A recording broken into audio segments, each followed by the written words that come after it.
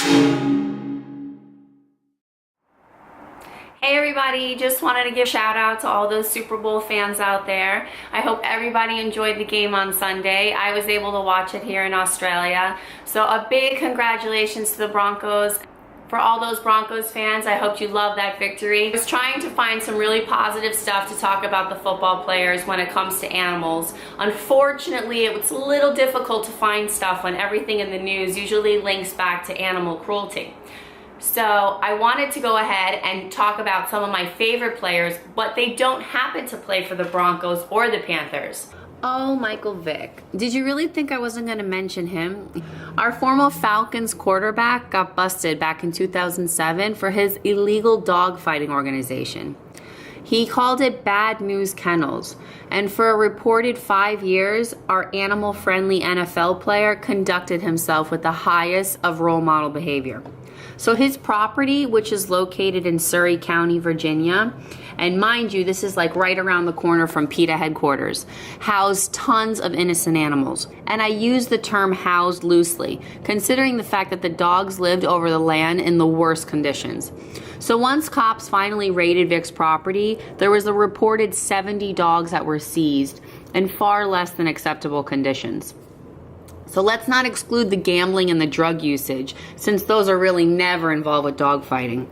And then later he goes and pleads guilty to the felony charges and admits to multiple counts of drowning and hanging dogs, to say the least of it.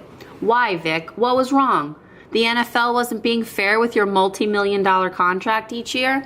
So Vic goes ahead and gets sentenced to 21 months plus 3 years probation. He loses some money, but as usual, guilty people usually get rewarded for bad behavior, and he goes ahead and gets out early.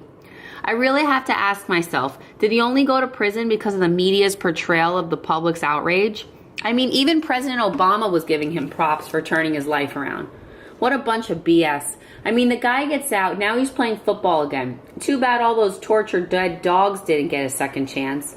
And supposedly now Vic works at educating the youth about the importance of not fighting dogs. What a guy. Let's talk about our next Falcons teammate, Prince Shimbo. In April of 2015, this 260-pound royalty gets charged with felony aggravated cruelty to an animal. What did he do, you ask? He kicked his girlfriend's enormous 7-pound Yorkie because he was barking. So like Vic, the Falcons decided that they would go ahead and let go of the bad publicity. And reports say that little Dior was rushed to the hospital, but he died later that night. And then there was a necropsy done, and that came out with this short list of injuries. So basically the dog had fractured ribs and liver. He had both abdominal and thoracic hemorrhaging. There was hemorrhaging in his muscles, his left eye, his esophagus, and his trachea.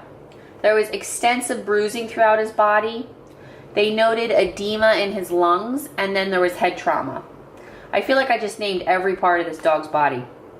So being the remorseful man that he is, he goes ahead, he pleads guilty to the felony charges, and then, of course, the charges in turn get dropped to a misdemeanor. So that leaves this poor man having to pay a huge $1,000 fine.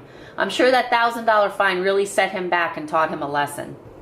Now, I really like this next player, Terrence Cody. Now, this ex-Ravens defense player gets extra points in my book because not only did he slowly starve his dog to death, but he had originally bought him for like $4,000 from a breeder over in Spain.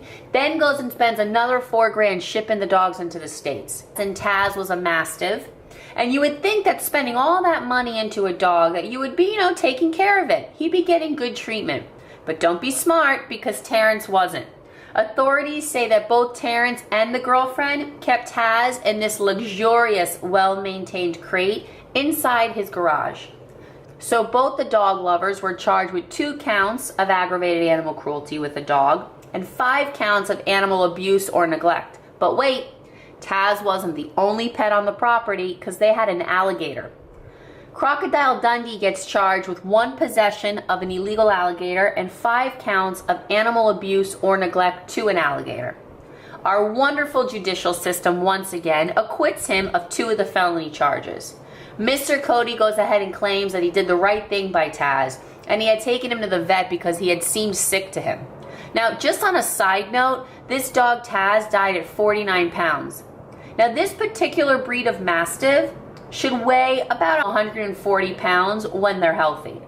And now, as of January 2016, there was supposed to be the sentencing that was done, but that goes ahead and gets postponed. And Cody is facing 3 years in prison. God willing, he'll get that.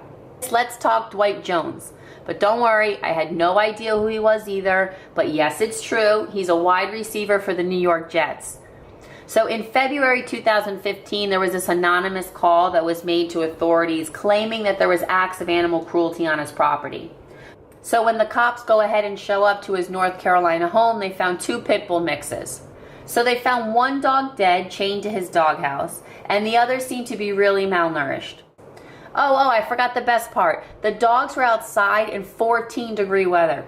Now, Jones gets charged with felony animal cruelty of killing a dog by starvation, and now he's currently awaiting prosecution. Now, in all fairness to the NFL guys, I'm not saying they produce football players solely to be animal abusers.